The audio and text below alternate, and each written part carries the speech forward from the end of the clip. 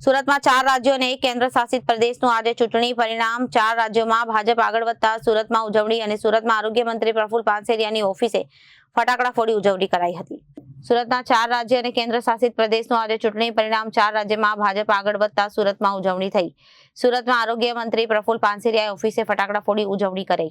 ભાજપમાં આગળ વધતા સુરતમાં કાર્યકર્તાઓમાં ઉત્સાહ જોવા મળ્યો।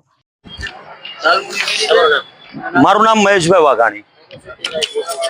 બંગાળની અંદર ખરેખર આજે ભારતીય જનતા પાર્ટીની ખૂબ સારી એવી જીત થઈ છે। સમુખી અત્યાચારની અંદર આજે આ ટીએમસીએ જે ભારતીય જનતા પાર્ટી ઉપર જે અત્યાચાર કર્યો છે એના બદલ આ ભારતીય જનતા પાર્ટીની જીત છે। મમતા બેનર્જીને ખરેખર આ જે કઈ લોકોને બંદી બનાવીને 300 લોકોને હત્યા કરી હોય અને જે બળાત્કારી થયા હોય અને બળાત્કારની સાથે સાથે ખૂબ એટલે ખૂબ અત્યાચાર કર્યા છે। મુગલ સામ્રાજ્ય જેવું વાતાવરણ હતું એની અંદર મુક્તિ કરાવવાનું કામ આજે માનનીય શ્રી નરેન્દ્રભાઈ મોદીએ કર્યું છે। એના બદલ એક એક કાર્યકર્તા બંગાળના જે પણ કાર્યકર્તાઓ છે પાયાના પથ્થરો છે આ બધાને ખૂબ ખૂબ અભિનંદન આપું છું।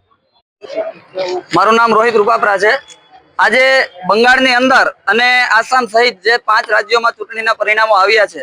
ખાસ બંગાળનું પરિણામ એટલા માટે ભવ્ય છે કે શ્યામા પ્રસાદ મુખર્જીની ભૂમિ ઉપર આજે કમળ ખીલી રહ્યું છે। આ કમળ એ વિકાસ અને વિરાસતનો વારસો જે ભારતીય જનતા પાર્ટી ચલાવી રહી છે એમને બંગાળના લોકોએ સ્વીકાર્યું, આખા દેશે સ્વીકાર્યું। આ જીત એ નરેન્દ્ર મોદી સાહેબની જીત છે। આ જીત એ ભારતીય જનતા પાર્ટીના પાયાના પથ્થરના કાર્યકર્તાઓ અને બંગાળની અંદર જે કાર્યકર્તાઓ બલિદાન આપ્યું છે આ જીત એ બલિદાનની જીત છે। Reporter Arvind Rathod, Janadesh news, Surat.